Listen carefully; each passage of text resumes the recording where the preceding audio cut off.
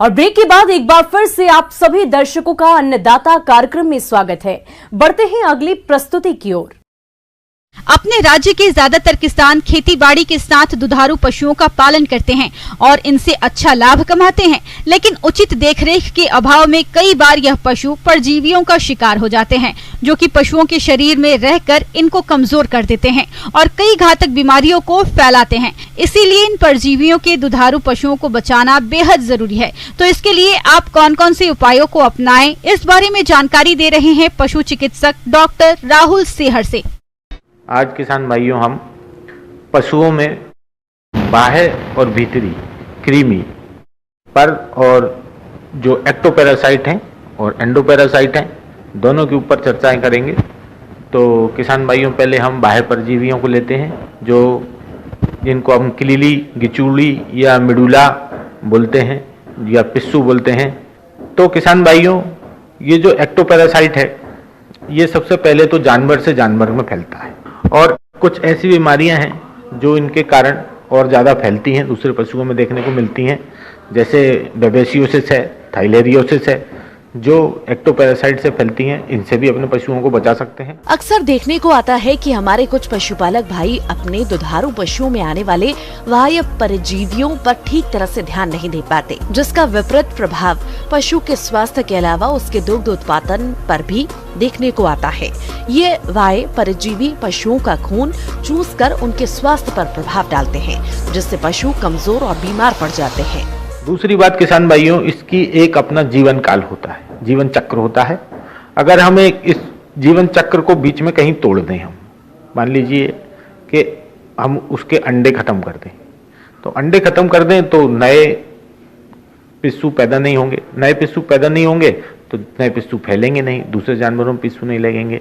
तो ये हमें जो है, कभी भी पिस्सू को मारना है या किसी भी पैरासाइट को जब हमको खत्म करना है, तो हमको उसकी लाइफ साइकिल को कहीं ना कहीं से ब्रेक करना पड़ेगा।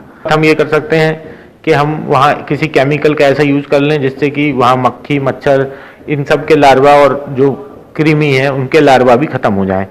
तो किसान भाइयों, जो बाह्य परजीवी हैं, इसके लिए हम देसी नुस्खों में, जैसे कि नीम है, उसका काढ़ा बना के नीम को उबाल के उसका जो तेल है उसको यूज कर सकते हैं। इसके अलावा बाजार में जैसे आपके साइपरमेथ्रिन, फ्लूमेथ्रिन, डेल्टामेथ्रिन ऐसे तत्व हैं जिनको हम इस्तेमाल कर सकते हैं।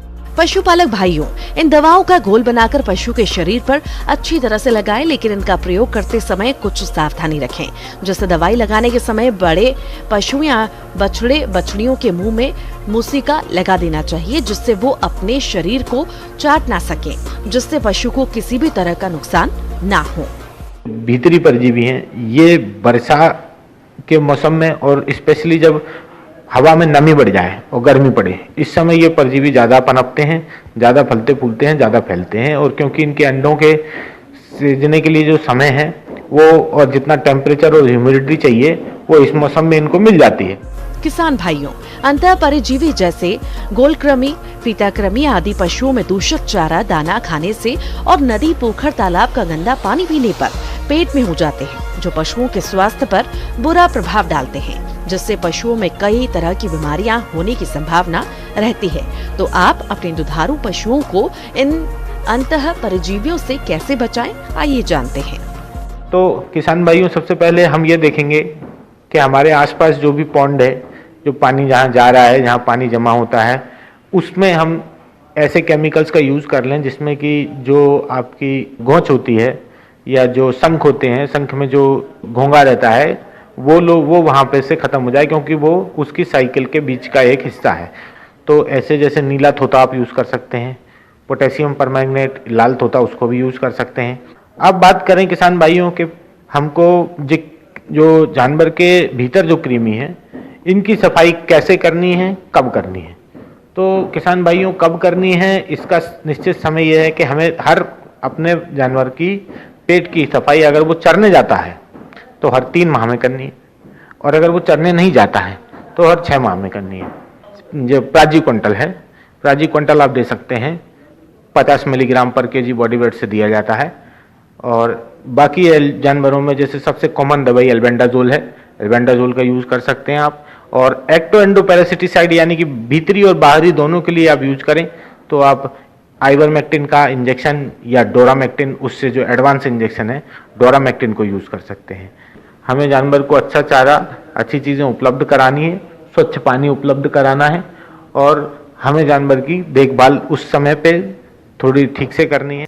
अन्नदाता हेल्पलाइन निशुल्क फोन संपर्क सेवा के माध्यम से आपके द्वारा पूछे गए प्रश्नों में से एक या दो महत्वपूर्ण प्रश्न को हम अपने कार्यक्रम में शामिल करते हैं और इसी के तहत आज किसान का सवाल और उसका जवाब कुछ इस प्रकार है। अन्नदाता निशुल्क फोन संपर्क सेवा के माध्यम से पूछे गए प्रश्नों में से आज हमने जिस प्रश्न को कार्यक्रम में शामिल किया है उसे पूछा है ग्राम संभुआ, जिला समस्तीपुर के कृषक गिरधारी किशोर ने।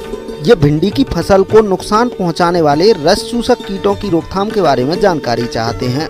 तो गिरधारी किशोर जी, आपकी जानकारी के लिए प्रस्तुत है कार्यक्रम का ये अंश। प्रदेश के बहुत से किसान भाई भिंडी की खेती करते हैं, लेकिन कभी कभी हानिकारक कीटों का प्रकोप हो जाता है, जिसका समय पर प्रबंधन नहीं होने से बहुत नुकसान होता है।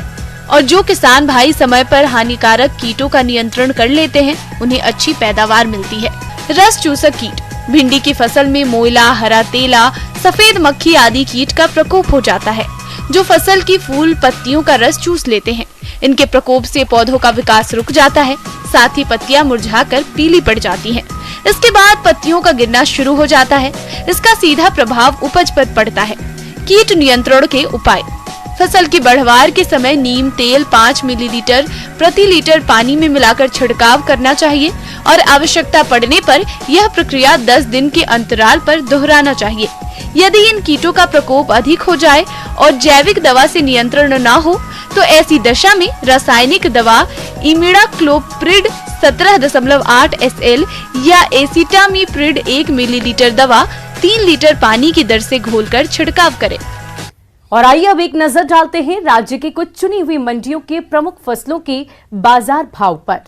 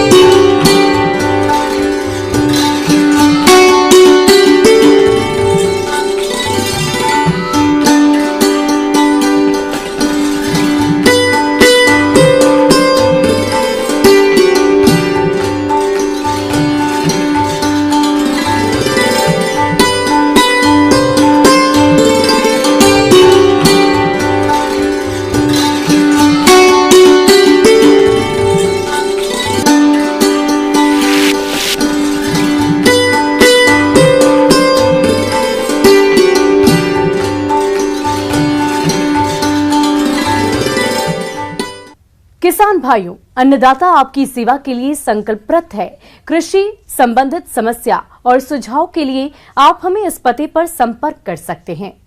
प्रोड्यूसर अन्नदाता, news 18 Bihar Jharkhand, Ramoji film city, Hyderabad 501512 और साथ ही आप हमें ईमेल भी कर सकते हैं।